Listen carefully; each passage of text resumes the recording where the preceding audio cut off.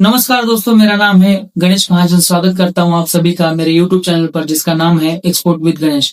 क्या आपके दिमाग में भी ये सवाल आता है कि अगर मैंने एक्सपोर्ट का एक कंटेनर भेज दिया और कल को जाके मेरा कंटेनर जो है उसको आग लग गई या फिर वो कंटेनर पानी में गिर गया तो क्या हो जाएगा? क्या मेरा पैसा मुझे वापस मिलेगा? अगर आपके मन में भी ये सवाल है तो ये वीडियो को अंत तक देखिए, क्योंकि आज हम लोग बात करने वाले हैं एक ऐसे इंश्योरेंस के बारे में जिसको हर एक एक्सपोर्टर को लेना बहुत ही जरूरी है। जी हाँ दोस्तों, जैसे ही हम अपने पर्सनल लाइफ में इंश्योरेंस कवर लेते हैं, जैसे हेल्थ इंश्योरेंस हो गया या फिर LIC का इंश्योरेंस हो गया, वैसे ही एक्सपोर्ट बिजनेस में आपको मरीन इंश्योरेंस लेना बहुत ही अनिवार्य है। ये मरीन इंश्योरेंस होता क्या है, इसके रिगार्डिंग हम थोड़ा बात करते हैं। जो भी मटेरियल आप यहाँ से भेज रहे हो, जो जैसे कि आप LCL कार्गो भेज रहे हो या फिर FCL भेज रहे हो, बाय एयर भेज रहे हो, उसका एक अलग इंश्योरेंस हम लोग निकाल सकते हैं, ताकि कल को जाके कोई मटेरियल को हो जाता है, कुछ आग लग जाती है, कुछ प्रॉब्लम हो जाते हैं, तो आपको इंश्योरेंस कवर मिल सके। अभी ये मरीन इंश्योरेंस सच में इतना जरूरी है क्या, इसके रिगार्डिंग हम लोग बात करेंगे। जी हाँ दोस्तों, आप अगर एक्सपोर्ट कर रहे हो और आपको आपके मटेरियल की सेफ्टी चाहिए, अगर आप चाहते हो कि कुछ भी अगर प्रॉब्लम हो जाता है तो आपको इंश्योरेंस कवर मिलना जरूरी है, तो आपको मरीन इंश्योरेंस लेना बहुत ही जरूरी है। बेसिकली फार्मा वगैरह में बहुत ही ज्यादा कार्गो वैल्यू हाई रहता है। जैसे मैं अभी मतलब हजार्डस केमिकल में काम कर रहा हूँ, तो एक एक कंटेनर का कार्गो वैल्यू जो रहता है वो 5 करोड़ 7 करोड़ का रहता है। और अगर कल को जाके कुछ प्रॉब्लम आता है तो आपका पूरा का पूरा वो कार्गो का डैमेज होने का चांसेस है और आपको पैसा भी नहीं मिलेगा, तो वो आपका बहुत बड़ा नुकसान हो सकता है।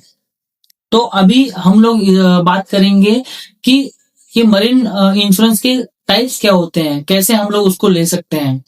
देखो, मरीन इंश्योरेंस तो बेसिकली जो होता है वो दो तरह के होते हैं। एक तो हम लोग बोल सकते हैं कि पोर्ट टू पोर्ट का मरीन इंश्योरेंस। जैसे कि मान के चलो आप यहाँ से USA मटेरियल भेज रहे हो, मतलब नावा शिवा इंडिया से USA लॉस एंजलिस या लॉन्ग बीच पोर्ट में आप मटेरियल भेज रहे हो, तो आप वहां पे इंश्योरेंस कंपनी को बोल सकते हो कि मुझे नावा शिवा से लेके मुझे लॉस एंजलिस या फिर लॉन्ग बीच USA का जो पोर्ट है या न्यूयॉर्क पोर्ट है, वहां तक का मुझे इंश्योरेंस चाहिए। तो वो केस में आपका जो इंश्योरेंस कवर हो जाएगा वो होगा आपका नावा शिवा से लेके डेस्टिनेशन पोर्ट तक।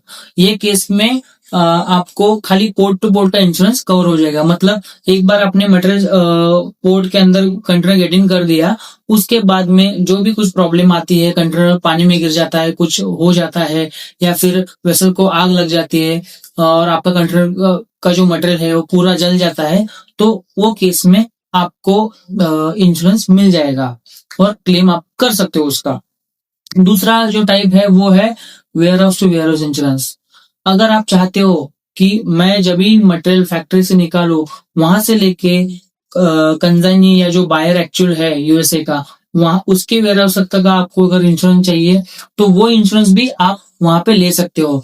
इसका मतलब आपने पुणे की फैक्ट्री से मान के चलो कि कंटेनर भेज दिया और लोनावाला आते ही आपका कंटेनर गिर गया या फिर कुछ एक्सीडेंट हो गया, डैमेजेस हो गए, तो वो केस में आप डोर टू डोर या फिर warehouse to warehouse जब भी इंश्योरेंस निकालते हो, तो वो केस में आपका लोकल इंश्योरेंस भी कवर हो जाता है। तो ये मैं मानता हूं कि सबसे सेफेस्ट वे है जहां पे आप इंश्योरेंस लेके इजीली आप मतलब रिस्क से बच सकते हो। मेरे ख्याल से मैं तो आपको यही सजेस्ट करूंगा कि warehouse to warehouse insurance लेना बहुत सही है, क्योंकि आपका वहां पे बहुत ही रिस्क कम हो जाता है। अभी हम लोग एक और टॉपिक पे बात करेंगे कि ये इंश्योरेंस में कौन कौन सी जो चीजें हैं वो कवर की जा सकती है। पहली चीज है कि मान के चलो आपके कंटेनर का एक्सीडेंट हो गया, या फिर जिस ट्रक पे या जिस ट्रेलर पे कंटेनर जा रहा है उसका एक्सीडेंट हो गया, तो वो केस में आपको इंश्योरेंस कंपनी क्लेम दे सकती है मरीन इंश्योरेंस के अंडर।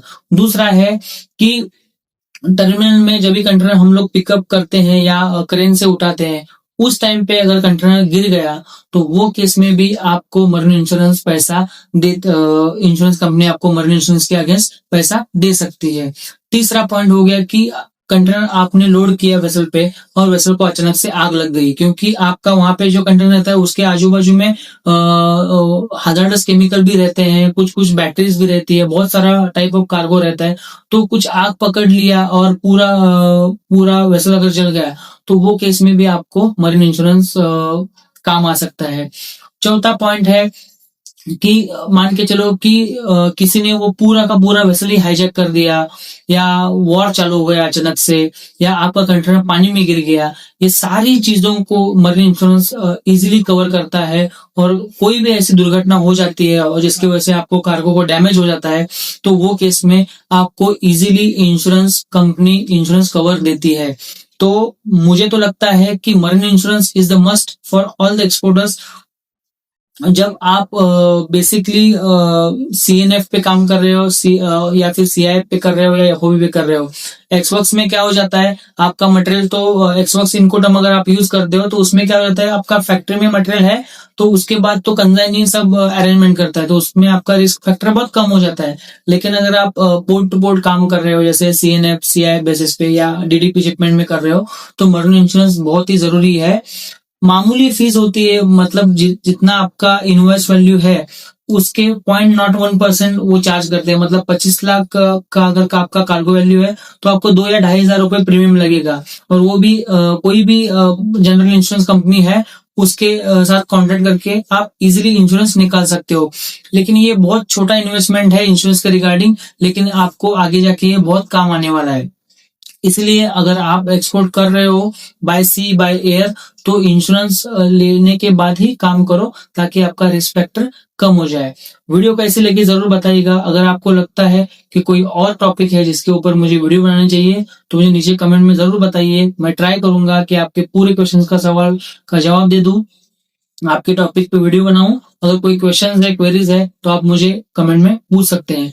मिलते हैं नेक्स्ट वीडियो में, तब तक के लिए नमस्कार।